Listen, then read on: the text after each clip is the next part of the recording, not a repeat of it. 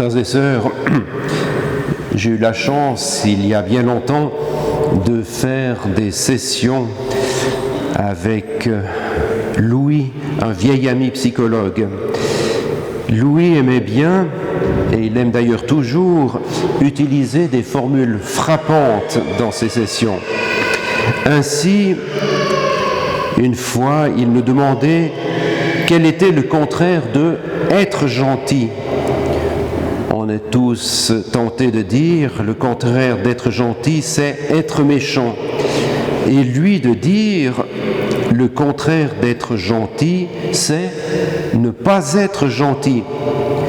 Cela signifie être vrai, dire la vérité, même si elle peut peut-être faire mal.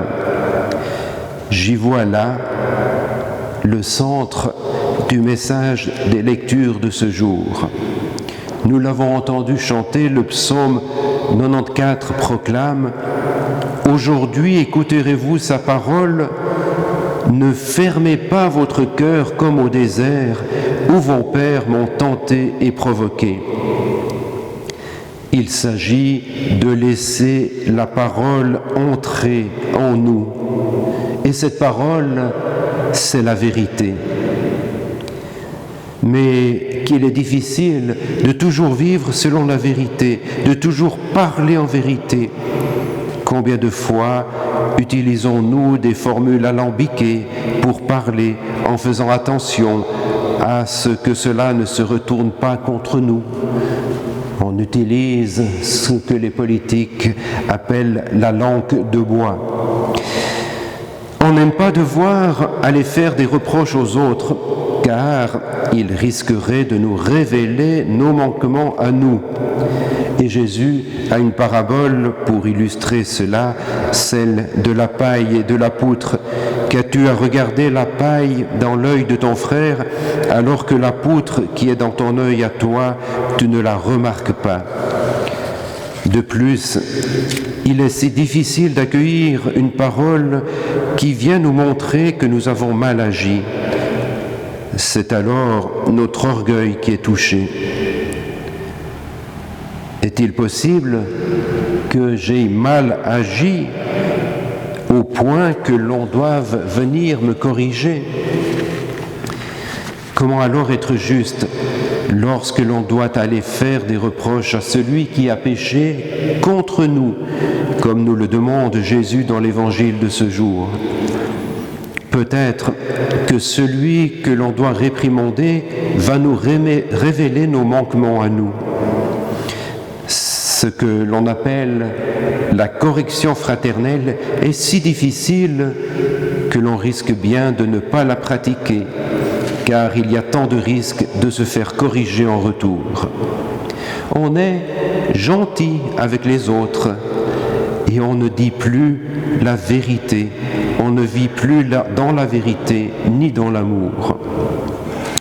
Et jaillit la tentation de ces reproches lancés méchamment. Tu n'as pas fait ceci, tu devrais faire cela.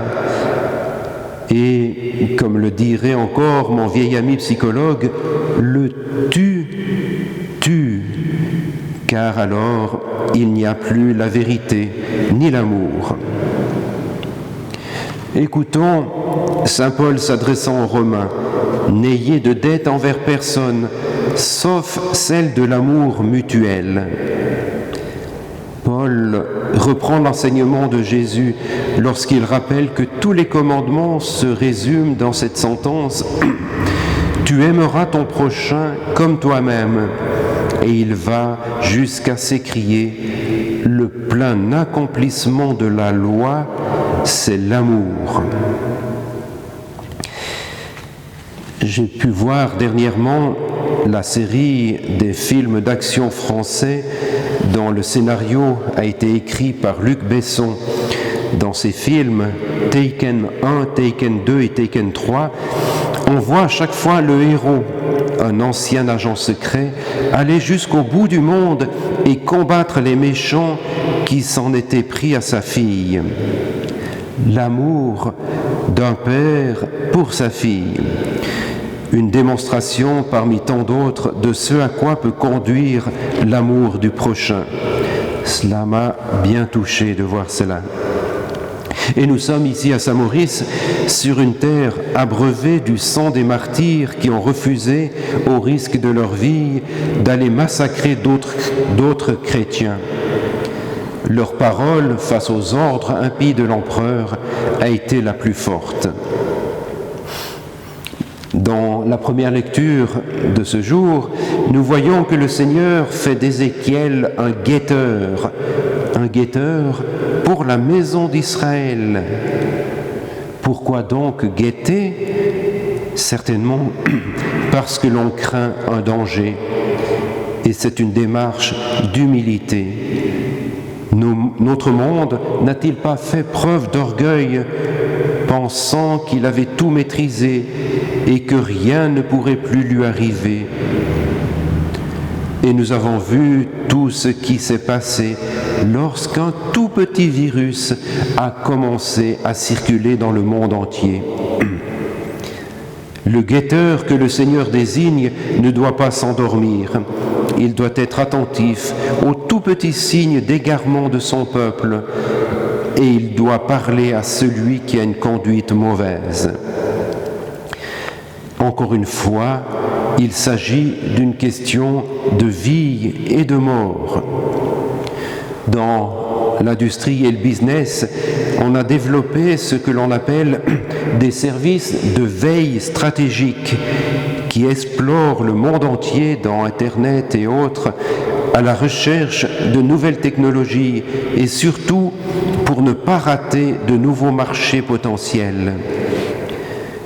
Si le Seigneur demande de veiller, c'est pour la recherche de la vérité et pour le bien des hommes. Et si c'est difficile, il faut en demander la force à Dieu et ne pas rester tout seul.